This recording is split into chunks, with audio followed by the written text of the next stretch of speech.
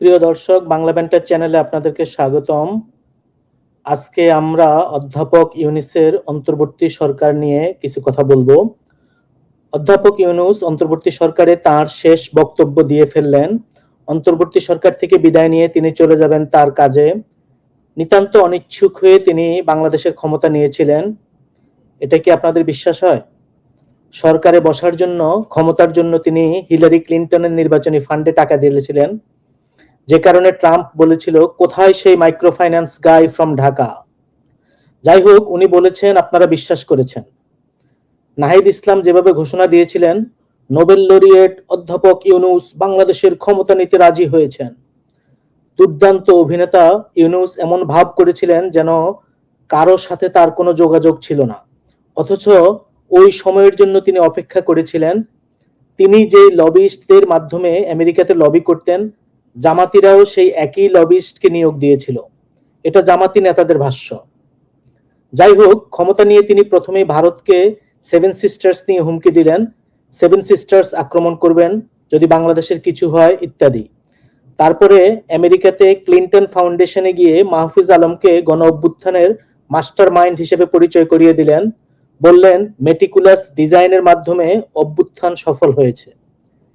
এদিকে ক্ষমতা পাবার কিছুদিনের মধ্যে ইউনূস সাহেব নিজের এবং গ্রামীণের ৬৬৬ কোটি টাকা কর মওকুফ করে নিয়েছেন।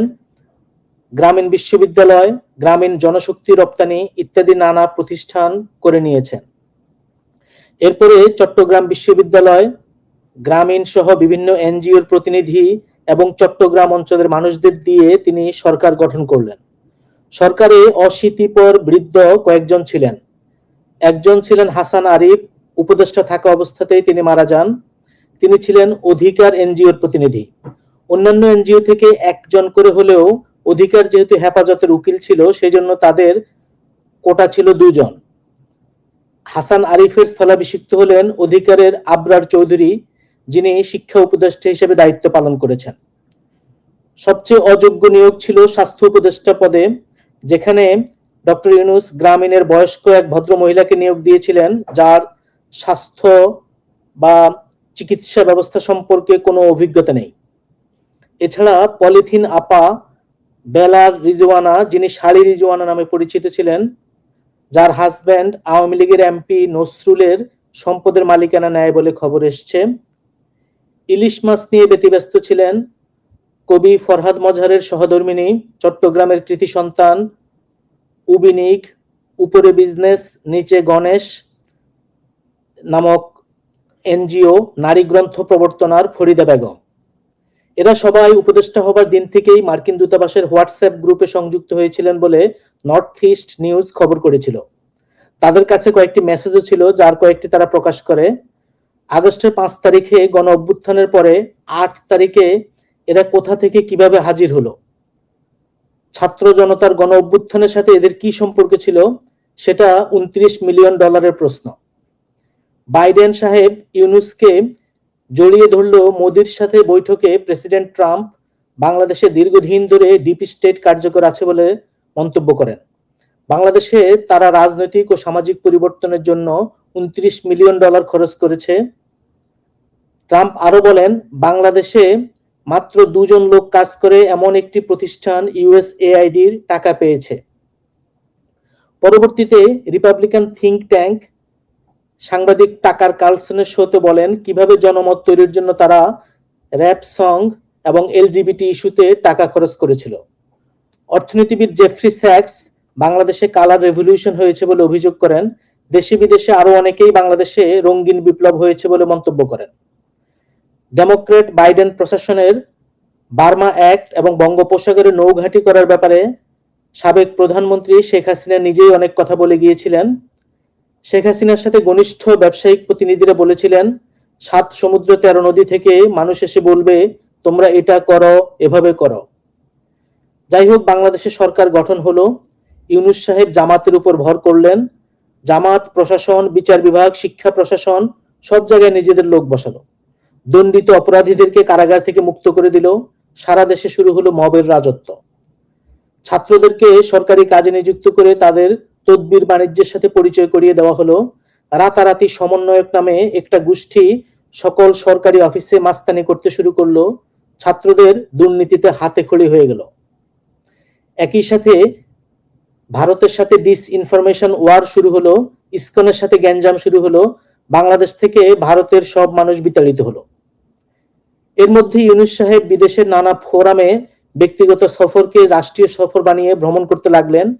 বিদেশের নানা জায়গায় গিয়ে তিনি তার ৩-০ তত্ত্ব প্রচার করতে লাগলেন। বছর শেষে নিজের দেশে যে তার কাজ একটা বড় শূন্য হবে এটা তিনি বুঝতে পারেননি। মানুষও তখন একটা ঘোরের মধ্যে ছিল। চীনে গিয়ে তিনি 7 সিস্টার্স, নেপাল, ভুটানকে নিয়ে আলাদা বাণিজ্যিক অঞ্চল তৈরি করার কথা বলেন।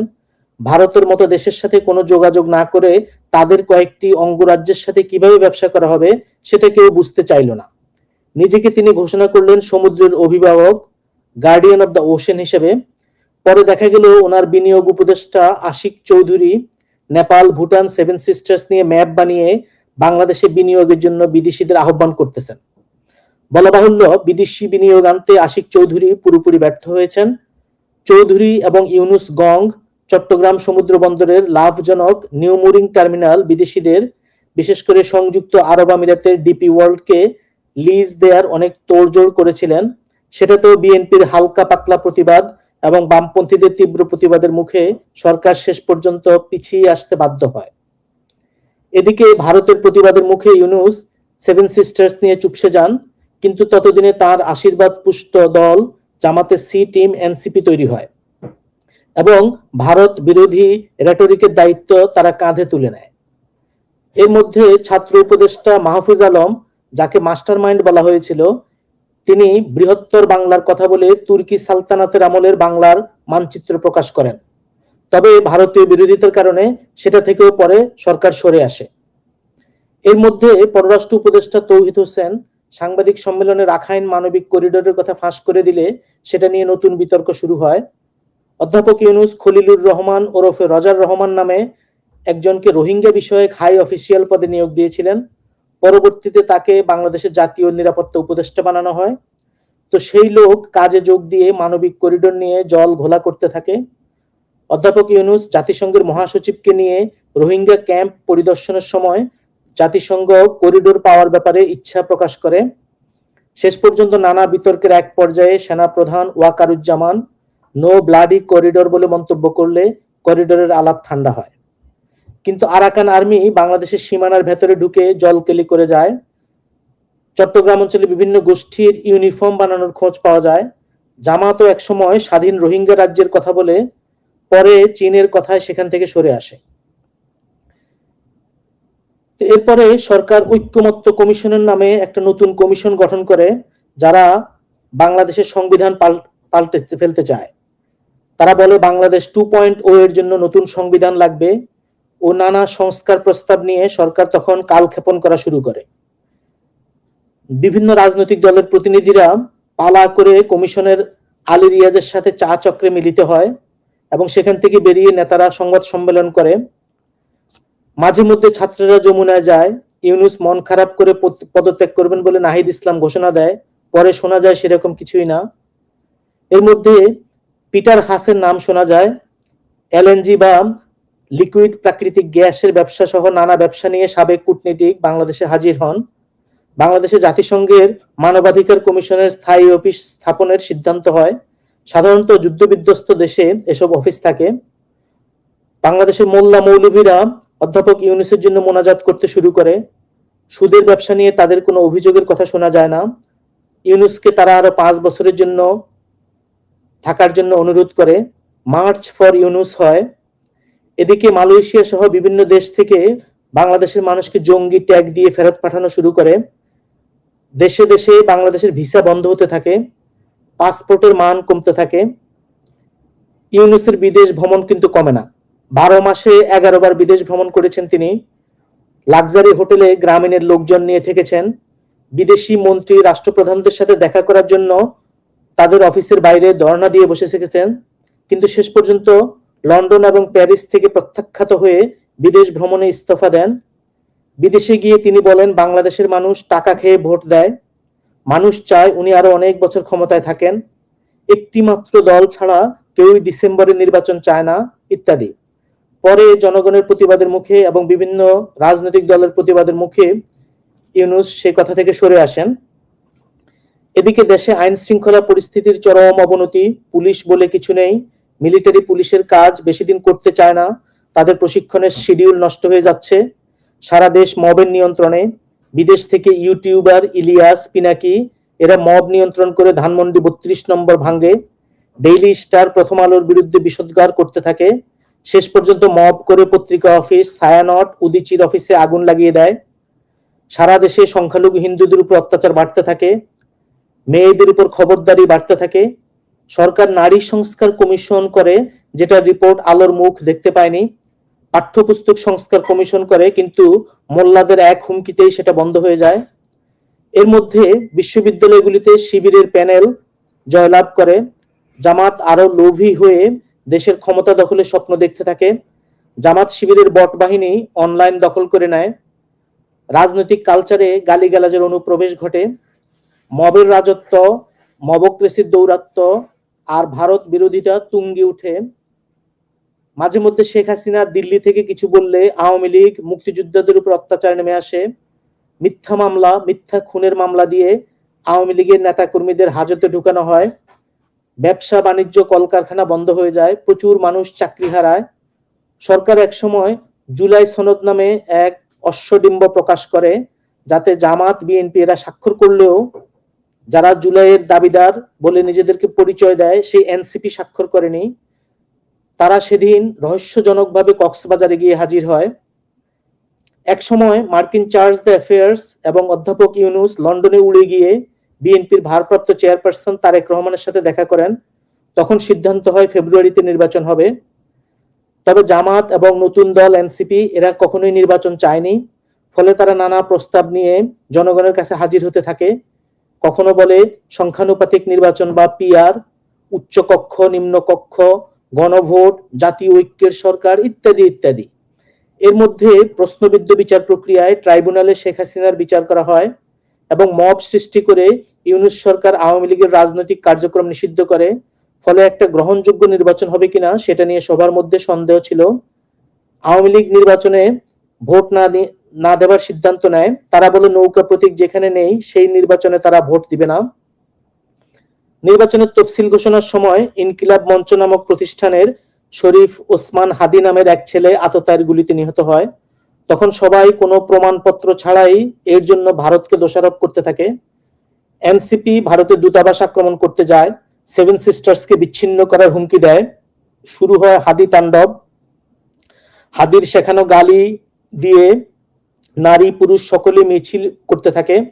এক অভাবনীয় পরিস্থিতির সৃষ্টি হয়। বিএনপি এই সময়টা এসে এনসিপির কাছ থেকে দূরত্ব বাড়াতে শুরু করে। এর আগে সরকার যখনই কোনো বিপদে পড়তো তখন জাতীয় ঐক্যের ডাক দিত, তারপর বিপদ কেটে গেলে বিএনপির সাথে খারাপ ব্যবহার করত। বিএনপিকে স্বৈরাচার, চাঁদাবাজ, টেম্পু স্ট্যান্ড ছাড়া এনসিপি, জামাত, শিবির এরা কোনো কথা বলতো না। সরকার ঐক্যমত্য কমিশনে বিভিন্ন সংস্কার প্রস্তাব নিয়ে রাজনৈতিক দলগুলোর মধ্যে ঐক্য প্রতিষ্ঠা করতে ব্যর্থ হয়ে তাদের নোট অফ ডিসেন্ট বা ভিন্ন মতকে পাত্তা না দিয়ে জুলাই সনদ এবং সংস্কারের প্রস্তাবের ৮০-র অধিক বিষয়কে একসাথে দলা পাকিয়ে গণভোটের আয়োজন করে, যাতে একটা মাত্র হাঁ ভোট দিলে সব পাস হয়েছে বলে ধরে নেওয়া হবে। সরকারের উপদেষ্টা এবং সরকারি কর্মচারীরা সবাই হাঁ ভোটের পক্ষে প্রচারণার জন্য নেমে পড়ে। পরে নির্বাচন কমিশনের পক্ষ থেকে সরকারি কর্মচারীদের হাঁ ভোট চাওয়া দণ্ডনীয় অপরাধ বলা হলে তখন রিয়াজ সাহেব শিক্ষক ছাত্রছাত্রীদের উদ্বুদ্ধ করার চেষ্টা করেন। নির্বাচনের মাত্র ৩ দিন আগে অন্তর্বর্তী সরকার আমেরিকার সাথে গোপন বাণিজ্য চুক্তি সম্পন্ন করে। চুক্তির শর্ত কাউকে জানানো হয়নি। এর মধ্যে গত ১.৫ বছরে পাকিস্তান, আমেরিকা এবং তুরস্কের সাথে বাংলাদেশের সম্পর্ক বাড়ে। ভারতের সাথে উপরে উপরে ঝগড়া করলেও আমদানি বাণিজ্য সমান তালে চলতে থাকে। ডিসেম্বরের ২৫ তারিখে বড়দিনে তারেক রহমান লন্ডন থেকে ফিরে আসলে খুব দ্রুত দেশের রাজনৈতিক পরিস্থিতি পাল্টে যেতে থাকে। তাকে বিশাল সম্বর্ধনা দেওয়া হয়। এর মধ্যে ৩০ তারিখে খালেদা জিয়া মারা গেলে বাংলাদেশের সবচেয়ে বড় জানাজা অনুষ্ঠিত হয়। হাদির জানাজা নিয়ে যারা গর্ব করেছিল তাদের গর্ব চুরমার হয়ে যায়। ভারত থেকে পররাষ্ট্রমন্ত্রী জয়শঙ্কর আসেন, তারেক রহমানকে মোদির বার্তা দেন। আরো অনেক রাষ্ট্রপ্রধান এবং বিভিন্ন সরকারের প্রতিনিধি বাংলাদেশে এসে তারেক রহমানের সাথে দেখা করেন। তারা অধ্যাপক ইউনূসের সাথেও সৌজন্য সাক্ষাৎ করেন, কিন্তু ইউনূসের সাথে দেখা না করে জয়শঙ্কর বিদায় নেন। খালেদার প্রয়াণের পরে তারেক রহমানের অবস্থান আরো সংহত হয়। দলে দলে বিভিন্ন রাজনৈতিক দল, ব্যবসায়ী, সরকারি কর্মচারীদের প্রতিনিধিরা গুলশানে দলীয় কার্যালয়ে তার সাথে দেখা করতে যান। তারেক রহমানের জনপ্রিয়তা এবং নির্বাচনী ইশতেহারের কাছে জামাতের রাজনীতি পরাজিত হয়। তারা তারেক রহমানকে কপি করতে গিয়ে হাস্যাস্পদ হয়। সবশেষে ইউনূস সাহেব বাংলাদেশের সেরা নির্বাচন উপহার দেন, কিন্তু গণভোটে ইউনূসের কাঙ্ক্ষিত হাঁ ভোট মেজরিটি পায়নি। না ভোট ও ভোটদানে বিরত থেকেছেন ৬২.৩৬% ভোটার। ফলে গণভোট জুলাই সনদের এখানেই সমাপ্তি। এরপরে আদালতে রিট হলে এর পুরোটাই বাতিল হয়ে যাবে। এদিকে টিআইবি জানিয়েছে জাতীয় নির্বাচনেও অনেক অনিয়ম হয়েছে। নির্দিষ্ট মার্কায় ভোট দিতে বাধ্য করা হয় ৩৫.৭%কে। জাল ভোটের হার ছিল ২১.৪% এবং ভোট গ্রহণের আগে থেকে ব্যালটে সিল দেওয়ার হার ছিল ১৪.৩%। এগুলি তারা ৭০টি আসনে র্যান্ডম স্যাম্পলিং এর মাধ্যমে যে জরিপ পরিচালনা করে তা থেকে উঠে এসছে। ফলে অন্তর্বর্তী ইউনূস সরকারের পক্ষ থেকে অনেক সাফল্য প্রচার করা হলেও অন্তর্বর্তী সরকার ছিল বাংলাদেশের সবচেয়ে বড় ব্যর্থ সরকার। স্বজনপ্রীতি, মব কালচার, অবিচার, আতঙ্ক, জ্বালাও পোড়াও এর সময় ইউনূসের অপকর্মের ফল সামনের দিকে মানুষ আরো ভালোভাবে বুঝতে পারবে। Thank you.